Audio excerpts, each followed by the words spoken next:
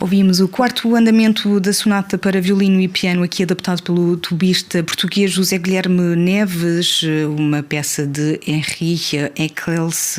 Com 21 anos, José Guilherme Neves encarna a nova geração de músicos portugueses, para quem a virtuosidade técnica se alia a uma profundidade curiosa, artística. Natural de Leiria, cidade criativa da música reconhecida pela Unesco, é convidado das maiores salas europeias, a Royal Concertgebouw, Orquestra Jung, a Orquestra Sinfónica do Porto. Esta terça-feira, na Casa de Portugal, André Gouveia, na cidade universitária de Paris, apresenta um programa singular onde cruza Henri Eccles, Telmo Marques, Jacques Castarred, Etienne Crozat, um diálogo entre o barroco, a modernidade e o folclore. Acompanhado pela pianista Ana Teresa Pereira, José Guilherme Neves vem lembrar-nos que o tuba, tantas vezes relegado para o fundo da orquestra, pode tornar-se um instrumento de narrativa, de sopro e de poesia. Viva José Guilherme. Olá, muito bom dia. O tuba não é um instrumento que se escolhe por acaso. Começou pelo eufónio antes de se entregar ao tuba, e foi este timbre que acabamos de ouvir, um timbre grave, amplo, quase telúrico, um som da terra, que se tornou a sua voz musical. Exatamente. Olá. Portanto, eu na altura, quando era muito pequenino, os meus pais decidiram sempre dar-me um grande leque de atividades extracurriculares para também ter o máximo de visão possível em muitas atividades, portanto, do desporto à cultura. E, portanto, a música, eu integrei um programa que se chama Bestas Artes, que é coordenado pelo professor Paulo Lameiro, e é uma atividade feita na banda, na sede da minha atual banda filarmónica, que é a Sociedade Artística e Musical dos Pousos.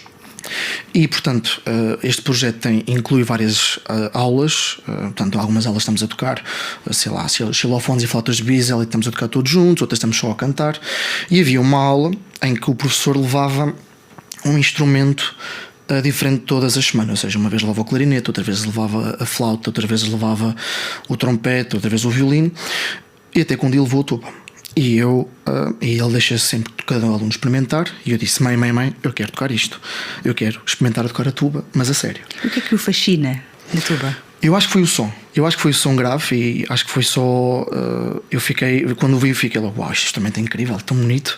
E depois, o som, depois quando eu experimentei, fiquei: mãe, eu quero experimentar isto, porque é tão engraçado, o som grave e tudo mais. E a dimensão do próprio instrumento. Claro, e faz algumas cócegas na boca. Foi a minha primeira reação. Minha mãe ficou um bocado chocada, porque ela queria: não queres tocar outro instrumento qualquer, sei lá, o violoncelo? E eu: não, mãe, quero mesmo ir para a tuba. E depois, com 8 anos, comecei com o eufónio. Na altura, porque eu era demasiado pequeno para tocar a tuba, e só depois, com 12 anos, é que comecei a tocar a tuba. E comecei, e depois sempre quis seguir um instrumento para reis profissional. Qual é a diferença entre o eufónio e a tuba? Portanto, o eufónio, sim, a dimensão. O eufónio, se calhar, é mais ou menos assim, deste tamanho. Portanto, não é um instrumento muito grande, fácil de até se transportar e tocar em pé. Quanto a tuba, é muito maior. Claro, depois tem uma afinação diferente e tudo mais. E claro, o qual é mais pequeno e tudo mais. Portanto, há algumas diferenças grandes entre a tuba e o eufónio. E podemos falar de tubas e não de tuba? Correto. Há várias tubas. Sim, existem 4 tipos de tubas, digamos, mas vamos aqui Ok, vou tentar explicar um bocadinho melhor. Portanto, existem as tubas baixo e tubas contrabaixo. As tubas baixo, normalmente associadas à tuba em Fá e Mi bemol, e a tuba contrabaixo associada à tuba em Si bemol e Dó, porque são afinadas mais graves que as tubas em Fá e Mi bemol. Portanto, a tuba em Fá, comparado com uma tuba em Dó, está afinada uma quarta acima. Quando eu digo está afinada uma quarta acima, é porque a posição natural da tuba, ou seja, sem carregar em um pistão, a nota que sai naturalmente na tuba é um Fá, e na tuba em Dó se vai soar um Dó. E quando eu digo um Fá, ou seja, quando vamos ao piano, o som real das notas soa um Fá e soa um Dó, portanto uma quarta acima. É natural de Leiria, cidade classificada como cidade criativa da música pela Unesco. De que modo é que esse ambiente, essa tradição entre tradições populares, bandas filarmónicas, a abertura internacional, alimentou a forma como pensa a música hoje?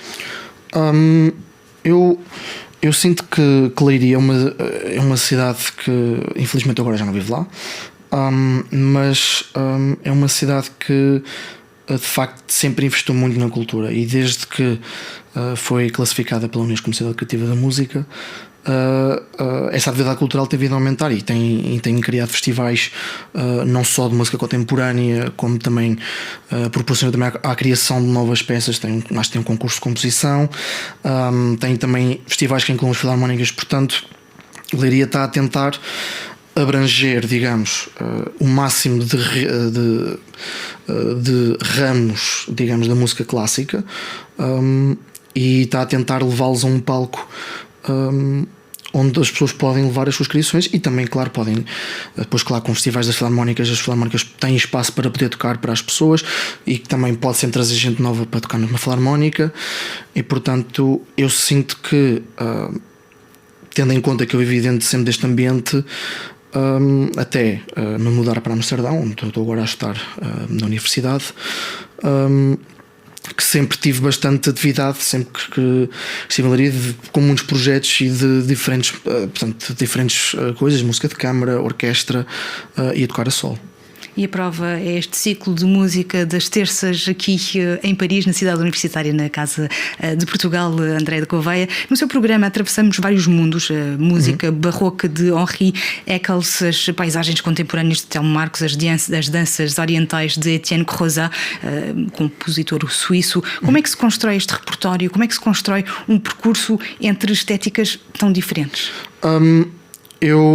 Portanto, eu quis começar o programa com uma peça mais antiga, uma vez que a tuba, portanto, só foi criada muitos anos mais tarde, quando a obra de Henri Eccles foi escrita, e portanto eu gosto imenso do período barroco, e portanto acho que a obra de Henri Eccles adequa-se bastante bem ao contexto do programa. Depois achei interessante, portanto, o repertório francês tem algumas das peças francesas são muito importantes naquilo que é o repertório da tuba, e uma delas é a Sonatina de Jacques Castrad, que é a terceira obra que eu vou tocar, portanto, logo à noite. E portanto, a obra de Telmo Marcos foi uma obra escrita até bastante recentemente, 2002, e foi uma obra que foi tão bem composta que foi logo selecionada para integrar algumas das listas de obras que fazem parte dos maiores concursos para tuba a nível internacional. Portanto, achei interessante conjugar estas três obras. E depois, claro, as danças foi uma obra escrita para um tubista também da região de Leiria, o Sérgio Carlino, e é uma peça que tem sempre muita energia, e é uma peça que comecei a tocá-la há alguns anos atrás e que achei que seria uma boa peça para terminar no recital. Como é que se escolhe este repertório num repertório tão vasto? Eu decidi cruzar um bocado algumas obras portuguesas com umas obras francesas, apesar da obra ser um compositor suíço, acaba por ser uma obra portuguesa, porque foi escrita para um festival em Portugal, para um tubista português, e portanto achei que seria interessante conjugar aqui um bocado estes dois mundos e levá-lo a um concerto. Faz parte desta geração de jovens instrumentistas formados internacionalmente, estuda no Conservatório Van Amsterdam na Holanda. Como é que concilia esta exigência técnica europeia com uma identidade musical portuguesa? Assim, como tubista, infelizmente o nosso instrumento não é um instrumento necessariamente solista. Nós somos um instrumento que maioritariamente é de orquestra, e portanto A grande preparação nestas escolas, nas universidades, tem muito à base de preparar para provas de orquestra e para, eventualmente, conseguir ganhar uma prova de orquestra e ter logo aí já maior fonte de subsistência.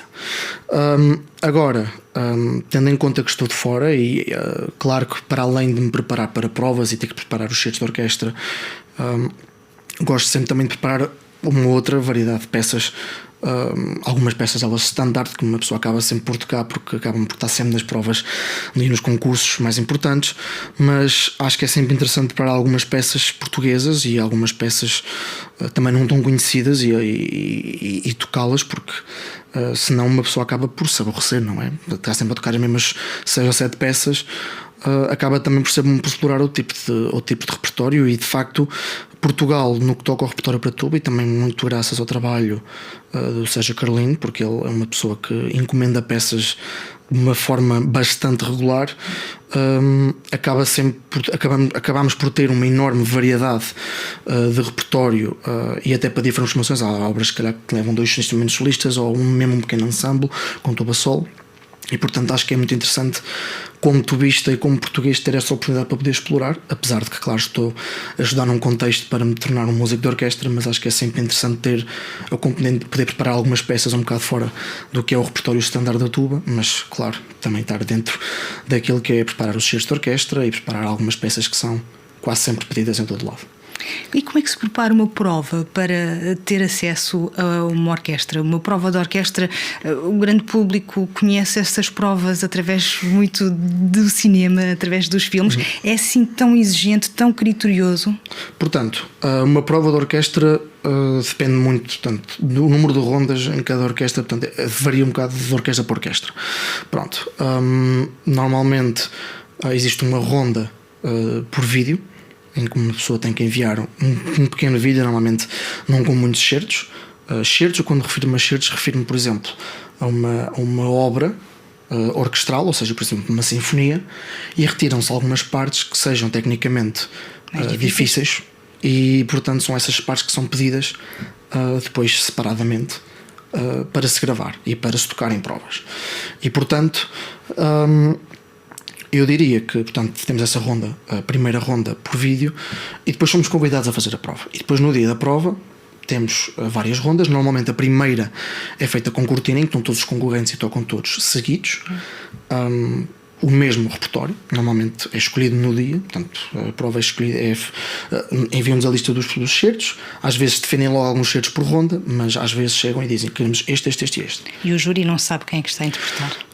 Na Só primeira depois? ronda não, mas depois numa segunda ronda ou numa final já é sem cortina. Algumas provas são diretamente feitas sem cortina, mas eu penso que a maioria é feitas com cortinas, que até acaba por dar alguma neutralidade, alguma justiça ao músico. E portanto, sei lá, numa prova de tubas para uma orquestra podem ir entre 30 a 50 ou até menos. E depois para uma segunda ronda podem passar cerca de 6 ou 7, depois para uma final só 3. E depois ganha a prova, mas depois, para além de ganhar a prova, existem em muitas delas, em quase todas as orquestras, a parte do trial. É uma parte em que estão 6 meses mais ou menos, ou 1 ano ou 2 anos, dependendo da orquestra também para a orquestra, portanto a tocar com a orquestra, com trabalho normal. E depois, passado o trial, há uma nova votação para confirmar se o músico fica ou não na orquestra. Normalmente o músico fica, mas poderá às vezes não ficar, e depois vamos ter que voltar outra vez a abrir as provas. E Portanto, não é nada fácil. O que é que se sente quando se ganha uma prova? Eu acho que de certa maneira sente-se algum alívio e e uma pessoa acaba por ficar um bocado já mais relaxada, mas depois tendo em trial ou não, não tendo trial, o alívio é outro, mas tendo um trial, depois uma pessoa normalmente se conseguir integrar bem com a secção, se conseguir, portanto, as suas maneiras de tocar, se conseguir moldar facilmente com a orquestra, muito provavelmente essa pessoa será aceita. É raro, acontece, mas é um bocado raro uma pessoa não passar um trial. E o que é? Qual é a grande dificuldade de tocar com dezenas de instrumentos? É possível ouvir todos os instrumentos à nossa volta? Não é fácil, mas acho que um músico profissional, acima de tudo, tem de saber o que está a tocar muito bem, tem de saber o seu papel, tem de saber a sua parte e tem de, obviamente, tem que tocar com os outros e também tem que perceber o que é que se está a passar à sua volta. Portanto, o nosso trabalho não é só simplesmente tocar as notas não escritas no papel, é não só juntar com a secção que temos ao nosso lado, no meu caso muitas vezes os trombones ou a secção de metais, ou então mesmo outros instrumentos que estão a fazer a nossa voz ao mesmo tempo, e depois também perceber um bocado em que contexto é que o resto da orquestra está a tocar e nós também temos de nos adaptar. Portanto, não é só tocar as notas, digamos. É difícil? Ou é natural? Às vezes há um bocado de intuição, mas uma pessoa, se acabar por perceber e conhecer bem a obra que está a tocar, acaba por ser um bocado natural e intuição, mas às vezes não é fácil. O som do tuba parece conter uma luz grave, uma calma meditativa. Para si, o tuba é um modo de respirar o mundo, um instrumento que torna o silêncio audível? Eu sinto que, mesmo às vezes, quando não tenho, ou quando às vezes penso, ok, vou tirar umas férias no instrumento, acabo sempre por pensar, não, eu tenho que ir pelo menos tocar um bocadinho, porque quer dizer, eu gosto muito e sinto-me bastante relaxado quando toco a tuba. E a realidade é que é assim, eu não nem sempre digamos, é algo que dê para relaxar, porque 95% ou 90% ou mais do meu tempo é a trabalhar e a preparar algo, mas acima de tudo a tuba para mim traz-me sempre um bocado de alegria ao meu dia. Quer dizer, eu gosto muito de tocar a tuba, gosto muito de gastar o meu tempo, às vezes nem que não tenha grande coisa para tocar, mas só a tocar alguma coisa dá-me muita alegria, sim. A profissão ser músico é também um trabalho solitário? Muito também. Como é que se trabalha esta questão da solidão? É assim, eu não diria que é 100% portanto, solitário, especialmente quando nós estamos em universidade, em contexto universitário. Existe sempre um trabalho em que trabalhamos sempre com colegas e acaba por sempre haver alguma competição saudável, porque uma pessoa acaba por puxar-se, nós acabamos por puxar todos uns aos outros e evoluir juntos. Portanto, mas depois, quando chega o momento de se preparar para uma prova, uma pessoa tem que se focar, tem que organizar o dia de estudo e depois, pronto, aí organizar, portanto, aí estar sozinho a preparar a prova, mas depois, quando saímos da universidade, aí a coisa torna-se um bocado mais solitária, porque não temos, se calhar, o grupo que tínhamos de pessoas no ambiente escolar, mas a realidade é que pronto, uma pessoa tem que se ir habituando. Não diria que seja algo que se muda assim, mas uma pessoa tem que se ir habituando um bocado a essa vida solitária, mas já vem desde trás, já vem desde pequenino, portanto. Daí a importância de se tocar em grupos, em quartetos, em quintetos, em orquestra? Sim, é assim, claro que se calhar para um solista de piano a vida acaba por ser um bocado mais difícil do que a minha, em termos de solidão, porque se calhar um pianista consegue estudar o dia inteiro de sol a sol, não sei quantas horas a fio, e aí estou não sempre sozinho. Mas, por exemplo, nós temos a sorte de podermos fazer algumas, estudar, ok, olha, vou tocar a peça para ti e depois ou vamos aquecer juntos, e portanto dá sempre para arranjar aquela maneira de ter sempre alguma companhia. Mas depois, quando queremos realmente trabalhar numa peça, depois claro que também nos acabamos por isolar. José Guilherme, depois de tantas colaborações, de concertos já no seu percurso, o que é que ainda o surpreende quando toca? Eu acho que eu gosto sempre eu sinto sempre que eu estou a evoluir, digamos, e portanto eu adoro o processo da minha evolução. Gosto de trabalhar todos os dias e saber que não vai ser de um dia para o outro que vou ter e que se vai notar algo que estou a trabalhar, a que estou a começar a trabalhar, mas gosto do processo de trabalhar e de me preparar e de estudar para daqui a uns anos ou daqui a alguns meses notar, de facto, isto que era tão difícil agora se calhar agora é uma coisa natural. E portanto eu acho que ao longo tanto da minha vida enquanto músico vão haver sempre coisas em que eu vou estar sempre a trabalhar e a descobrir, e portanto eu sinto que há uma pequena evolução todos os dias, e eu gosto sempre de descobrir até onde é que essa evolução me irá levar. Muito longe, certamente. Obrigada, Muito José obrigado. Guilherme Neves, tubista português, que vem aqui a Paris, à cidade universitária, à Casa de Portugal, André Gouveia, com um concerto no ciclo de terças-feiras em música. Fechamos talvez esta entrevista com música. O que é que vamos ouvir? Irei tocar o último andamento da sonata barroca que vai ser a abertura do concerto logo à noite, o quarto andamento da sonata de Henri Clay. Obrigado. Obrigado.